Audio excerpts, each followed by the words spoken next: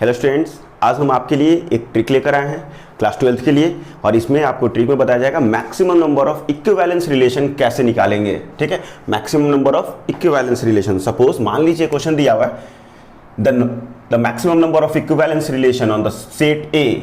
उसमें एलिमेंट्स कौन कौन से हैं? सिर्फ 1 2 3। Maximum number of equivalence relation 1 2 3। अब यहाँ पे मान लीजिए 3 एलिमेंट दिया हुआ है। हो सकता है कि सेट ए एक और देता जिसमें 4 एलिमेंट हो जाता, 5 एलिमेंट, 6 एलिमेंट। तो इक्विवेलेंस रिलेशन क्या होता है ये तो आपको पता है। इक्विवेलेंस रिलेशन क्या होता है? जो रिलेशन आपका रिफ्लेक्सिव हो, सिमेट्रिक हो और साथ में ट्रांजिटिव भी हो। अगर कोई रिलेशन रिफ्लेक्सिव भी है, सिमेट्रिक भी है और ट्रांजिटिव भी है, then it is called equivalence relation. Symmetric कब होता है? सेम एलिमेंट होना चाहिए, जैसे a, a मतलब 1 1 2 2 3 3 रहे। तब सिमेट्रिक कब होता है? जब a, b और b, a। ठीक है, a, b तो b, a, इसका उल्टा अगर है तो सिमेट्रिक होगा। ट्रांजिटिव कब होता है? जब a, b दिया हुआ है, b, c दिया हुआ है, देन a, c भी उस सेट में होना चाहिए, तभी आपका ट्रांजिटिव होगा। तो क्वेश्चन बोला क्या कि maximum number of equivalence relation, अगर हम आपको 3 एलिमेंट दे देते हैं उससे maximum number of equivalence relation आप कितना फॉर्म कर सकते हैं ये बताना है आपको। Maximum number of equivalence relation. मैंने बोल दिया आंसर 5। सर कैसे, हाउ? आइए एक एग्जांपल लेते हैं। सपोज मान लीजिए आपके पास सेट में नंबर कितने हैं? 3, या फिर 3 चीज है, कोई भी 3 लोग भी है, इस टाइप से मान सकता है। अगर मान लीजिए एक जगह प्लेस मतलब एक बास्केट है, उसमें हमको तीनों डालना है। एक ही बास्केट में डाल देंगे। कितने तरीके से डालेंगे तीनों को? एक ही तरीके से। अगर मान लीजिए मेरे पास 2 बास्केट है अलग अलग, अगर बास्केट मेरे पास कितना है? 2 अलग अलग है, तो मेरा चॉइस क्या होगा? हो सकता है पहला 2 नंबर को इस बास्केट में डालें और तीसरा नंबर को इस बास्केट में। ये भी हो सकता है। फिर से 2 बास्केट है मेरे पास, 1 2 को साथ में ना रखें, 1 और 3 को साथ में रख दें और 2 को अलग कर दें। हो सकता है कि हम ऐसे भी करें, 2 और 3 को एक साथ रखें और 1 को अलग अलग। तो यहाँ पे जब 2 बास्केट मिल रहा है तो नंबर ऑफ चॉइसेस मेरे पास कितने मिल रहे हैं? 3। एक ही बास्केट मिला था तो नंबर ऑफ चॉइस एक ही। और मान लीजिए 3 अलग अलग बास्केट हैं, तो पहला में 1 रख लेते, दूसरा में 2 और तीसरा में 3। ऑर्डर मैटर नहीं करेगा, किसी को पहले किसी को बाद में रखें तो। अगर मान लीजिए इसको इसमें तो कोई फर्क नहीं पड़ेगा। 3 बास्केट है, तीनों को अलग अलग रखेंगे। यहाँ नंबर ऑफ चॉइस कितना मिल रहा है मुझे? 1।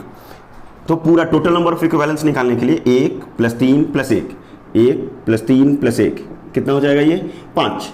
बट क्या ये पॉसिबल है हमेशा ऐसे कर करके चेक करना? नहीं। हर मान लीजिए 3 था, छोटा था, मान लीजिए 3 नंबर था, 3 सेट में मान लीजिए कोई भी एलिमेंट है और छोटा सा नंबर है, तो आपने ऐसे बना लिया और चेक कर लिया। लेकिन अगर मान लीजिए 5 दे दे, 6 दे दे, 7 दे दें, किस तरीके से सजाइएगा? सजाते पता चलेगा कि बहुत टाइम हो जाएगा। तो निकालने के लिए हम आपको एक ट्रिक बताएंगे, बेल ट्री। ठीक है, घंटी वाला पेड़। ठीक है, बेल ट्री, घंटी वाला पेड़। इसको किया कैसे जाता है बेल ट्री, ये देख लीजिए। ये बनाना सीख जाइएगा। आपको नंबर ऑफ इक्विवेलेंस रिलेशन जो बोर्ड्स में एग्जाम में क्वेश्चन आएगा, नंबर ऑफ इक्विवेलेंस रिलेशन कितना होगा, एलिमेंट दिया रहेगा, उसके मदद से तुरंत बन जाएगा। व्हेन n = 1, व्हेन n = 2 3 4 और एक और बता देते हैं 5। ठीक है, n = 1, n = 2, n = 3, n = 4 और n = 5। ये n किसको डिनोट कर रहा है? तो number of element in a set.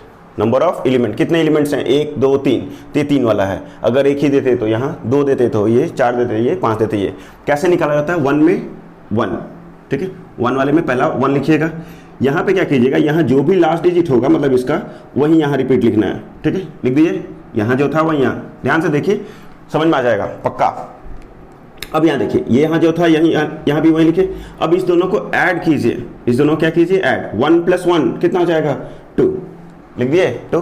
अब यहाँ जो भी लास्ट डिजिट होगा वो यहाँ लिखना है आपको। जो भी यहाँ लास्ट डिजिट होगा उसको क्या लिखना है? यहाँ पे। ठीक है, लिख दिए 2 का 2। 2 + 1 इस दोनों को ऐड कीजिए, कितना आएगा? 3। 2 + 1 कितना आ गया? 3। 3 + 2 इस दोनों को भी ऐड कीजिए, कितना आ गया? 5। कितना आ गया?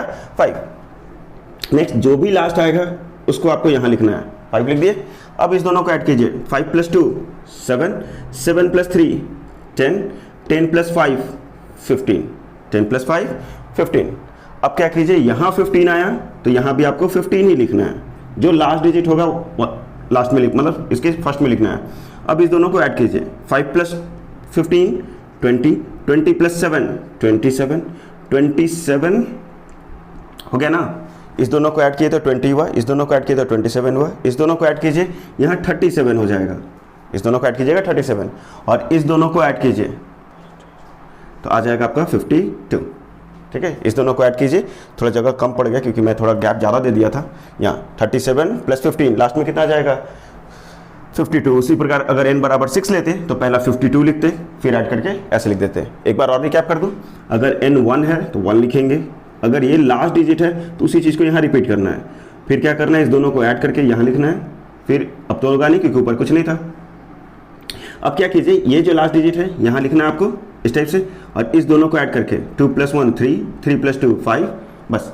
अब देखिए इक्विवेलेंस रिलेशन कैसे निकालेंगे। अगर n 1 है तो जो लास्ट में होगा ना वो 1, अगर 2 हुआ तो इक्विवेलेंस रिलेशन 2, अगर n बराबर 3 हुआ तो 5, 4 हुआ तो 15, 5 हुआ तो 52, 5 हुआ तो 52। अब सपोज मान लीजिए 5 नंबर दे दिया किसी सेट में रिलेशन में, सेट ए बराबर 5 एलिमेंट 1 2 3 4 5, अब बोलेगा total number of equivalence relation निकालिए। क्या इस तरीके से संभव है, या फिर आप खुद से सोच के रिफ्लेक्सिव सिमेट्रिक ट्रांजिटिव लिख लिख के चेक कर पाइएगा 52?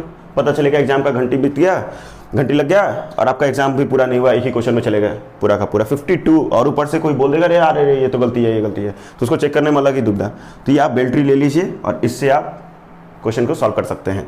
करना क्या है, कुछ नहीं, 1 2 3 लिखते जाइए, ऐड जैसे बताया ऐड करते जाइए, जो भी लास्ट में आएगा वो total number of equivalence relation होगा। बस इतना ही था आपका बेल ट्री में घंटी वाला पेड़ में। चलिए, थैंक यू।